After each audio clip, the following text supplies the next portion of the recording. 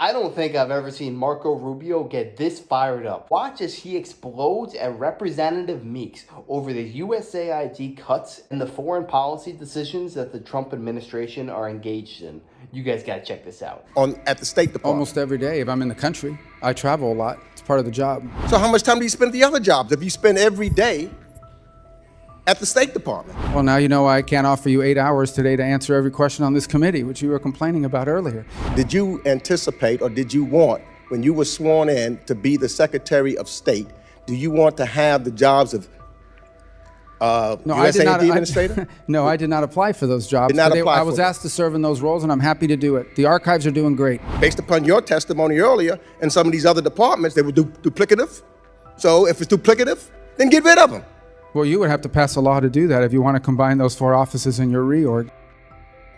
Trying to figure something out. I know you said you read a lot of cables every day, and I know that when you first got sworn in at your confirmation hearing, you stated that being the Secretary of State would be an extraordinary responsibility. Here we are 4 minutes later, but reading cables every day. How much time do you spend at the State Department? How much what? How much time? How focused at the State Department? Almost every day if I'm in the country. I travel a lot. It's part of the job. I agree. I understand. But now you have 4 jobs, don't you? Now you're not only the Secretary of State, you are also the acting USAID administrator. You're also the acting archivist. You're also the interim national security advisor.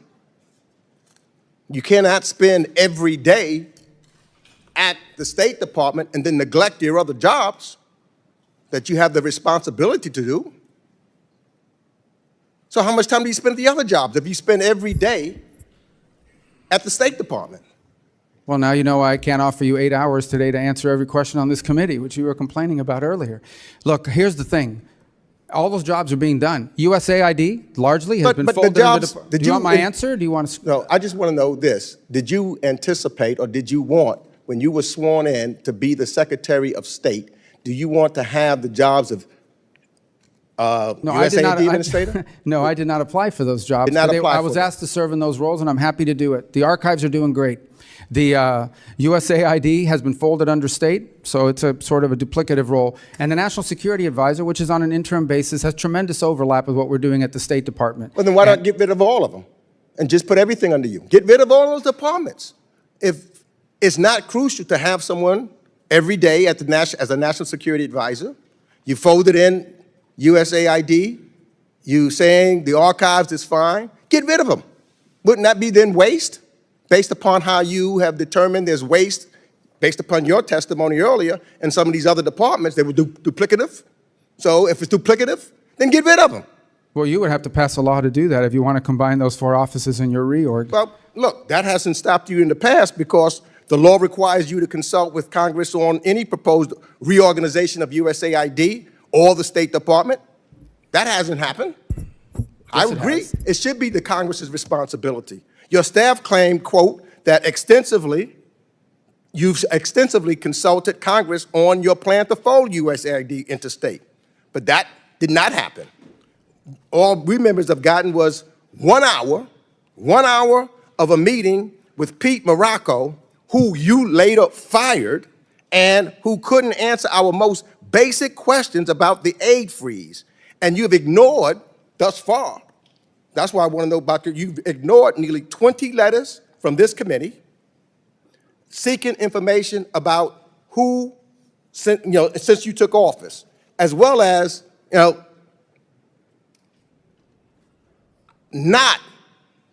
we spoke one time, but not consulting this committee at all.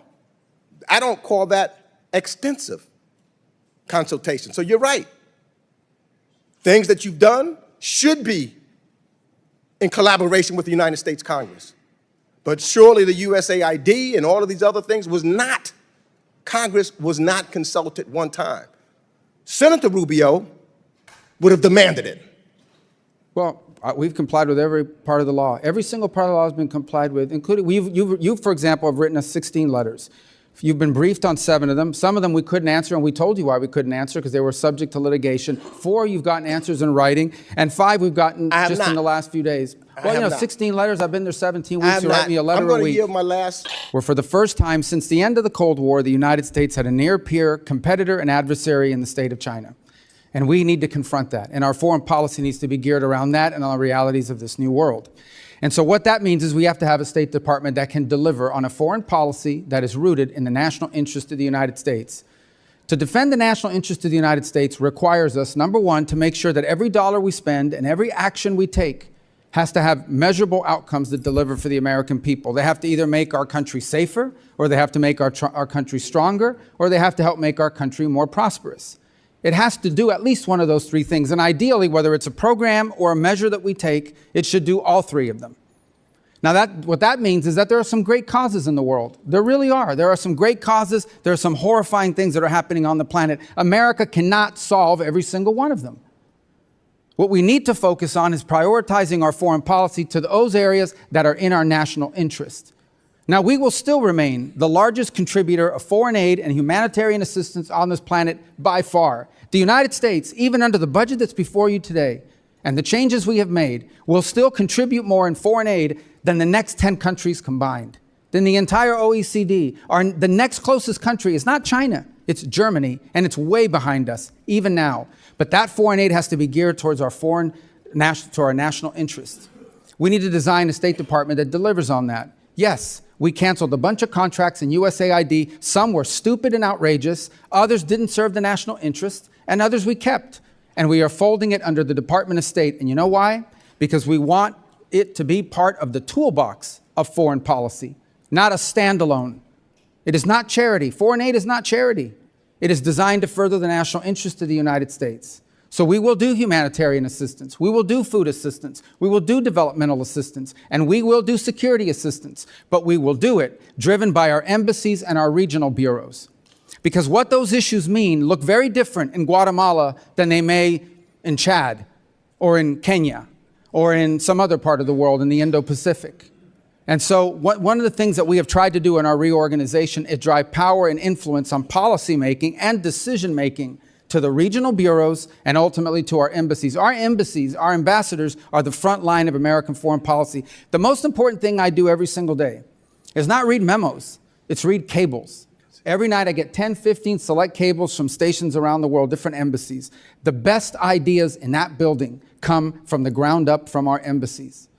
Now, I want to tell you something else. Look, I did serve in the Senate for a long time, so this is a new job to me. When I got there, I'd get a memo. I still get these memos. I should have brought one today.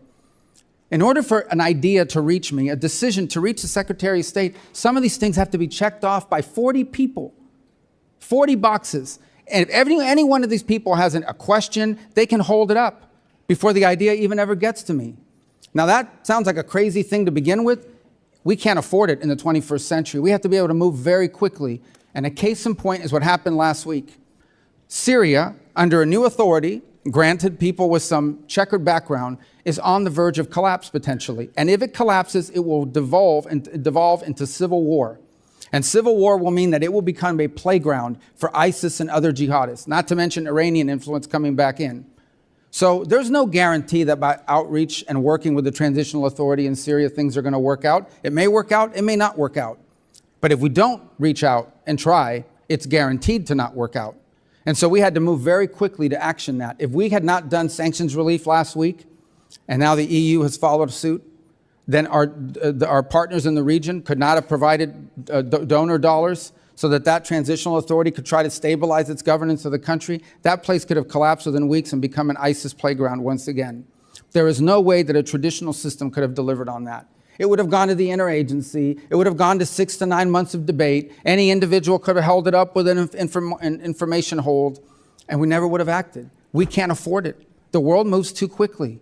Believe it or not, I've seen interviews from the most successful people of all time, and they all have one thing in common. We need to work fast. We need to have speed. The world is constantly changing, constantly evolving. We need to be able to keep up and be on the cutting edge always. That's what sets America apart from all these other countries. And for far too long, we were protecting all these countries like Canada, like Mexico, Ukraine. There were hundreds of countries that the United States was protecting, and were they paying us for our services in return? No, they took advantage of us because they could. We had weak leadership, people who allowed this stuff to happen. And not only did they not compensate us for our services, they actively put tariffs on us. If tariffs were a completely fine concept, it was totally okay until the United States started doing it to other countries. It was fine for Americans to suffer, but the one time that American citizens actually get to benefit, that's when it suddenly became a major issue and major problem. We are the strongest country on earth, and we are the last bastion for freedom. Marco Rubio said it best: if it does not make us healthier, more prosperous, or safer, we do not talk about it. This guy's trying to say Marco Rubio is juggling too many positions. He's not capable of doing it. Are you not aware of Elon Musk? He juggles like 7 of the biggest companies. He does it flawlessly because he has the right people underneath him. That's exactly what Marco Rubio, Donald Trump are doing. They're putting the right framework in place so that they don't need to be micromanaging everybody. They put strong, capable people in leadership positions within our government so that the United States government can be more effective and we can get more done for the American citizens. Point I would make about foreign aid has to be part of our portfolio, part of what we do, and it has to be consistent with our agenda in any region of the world or any country. And oftentimes you will find, and maybe some of you have found when you travel, you go talk to an ambassador and they will tell you what USAID was pushing and what they are pushing in the country are not just different, they're in contradiction. And in many cases, USAID programs were undermining the mission of the embassy. That's a fact, and I heard that over and over again. I've heard it in the Caribbean basin, and I've heard it in other parts of the world. I am not the first Secretary of State that wanted USAID and foreign aid to be under the Department of State. I'm just the first that's been able to do it. And I'm glad we've done it, and it will deliver better foreign policy and, frankly, more accountability and more oversight opportunities for your committee down the road. You don't have to be a rocket scientist to know that USAID was mainly a money laundering organization, and the main reason that this Representative Meeks is so upset is because they're going after his piggy bank. He's been enriching himself off the backs of Americans for years, and it's about time that the American people are auditing the federal government to know where our taxpayer dollars are going. Marco Rubio was meant for this position. He is strong, capable, and a brilliant communicator who perfectly explains what this administration is trying to do. They're trying to paint him in a bad light, like he's some tyrannical guy. He has so many positions. He's not capable of doing the right job for the American people. But no, his sole best interest is following through on Trump's mission, which is to make America strong, safe, and healthy once again. If this Representative Meeks was so concerned about the welfare of American citizens, where was his outrage during the last administration? The Biden admin was nothing but trouble for hard-working Americans. They prioritize illegal immigrants over native-born citizens. I did not hear one iota out of this man. But once the Trump administration decides to put American citizens first and they start to enact policies in order to help us, that's when he chirps up and says, "How dare you?" I'm sorry, you are nothing but a partisan hack. If you think Trump and his team are corrupt for dismantling USAID, then you are probably part of the problem. If they did an audit on where every penny of USAID money went, I'm almost certain that this man has gotten some kickbacks over the years. They can't stand Rubio because they're doing everything that they can to kind of throw him under the bus and make him look like a bad person, yet he answers with such calmness, grace, and intelligence. He'll dismantle any argument that they make because we have the truth on our side. If you're not hiding anything, it's very easy to just talk on the fly and tell the public what you're doing. But when you're withholding information from the American public, that's where you're going to run into trouble. And that's why Trump and his team are the best, because they are the most transparent administration in my lifetime, and it's not even close. But yeah, let me know your thoughts on this down below. What do you think of Marco Rubio? Do you think he's capable of being in all these positions? Let me know, and if you enjoyed, make sure to smash out like, comment, subscribe, and wish you guys nothing but the best. Till next time.